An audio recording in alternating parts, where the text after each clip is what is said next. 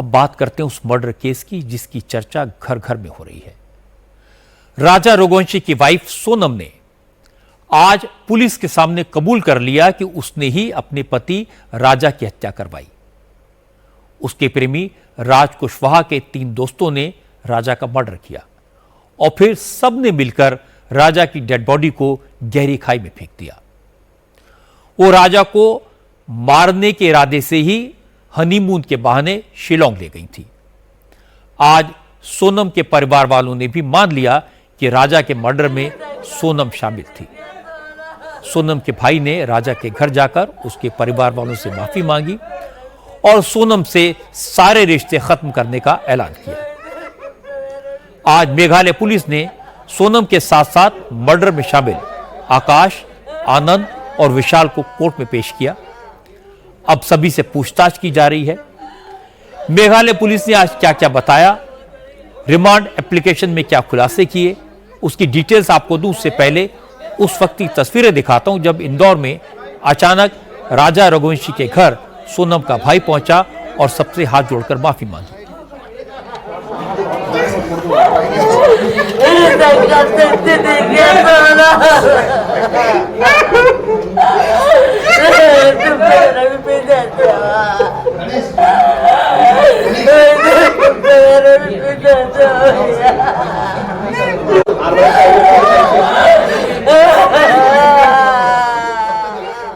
आज से ठीक 1 महीना पहले 11 मई को राजा की शादी हुई थी और 1 महीने में 2 परिवारों की दुनिया ही बदल गई। राजा की हत्या हो गई और पति की हत्या के आरोप में सोनम जेल पहुंच गई। हालांकि कल तक सोनम का परिवार यह मानने को तैयार नहीं था कि उनकी बेटी ने पति की हत्या जैसा खौफनाक गुनाह किया होगा, लेकिन आज सोनम का भाई गोविंद राजा के घर पहुंचा, राजा की मां के गले लगकर रोया, हाथ जोड़कर माफी मांगी और कहा सोनम कुछ भी कहे, लेकिन उसे समझ आ गया कि सोनम ने ही राजा की हत्या करवाई।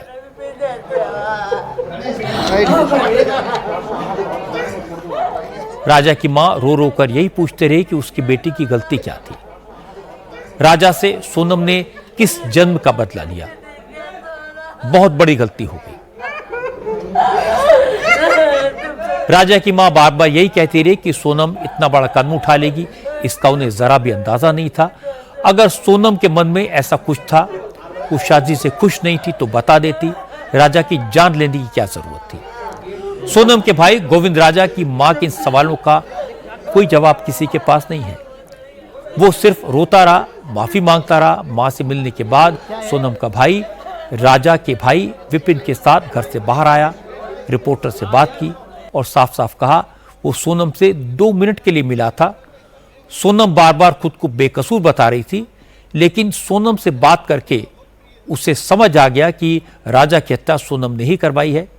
इस गुनाह की कोई माफी नहीं है। इस पाप के लिए सोनम को फांसी पर लटका देना चाहिए।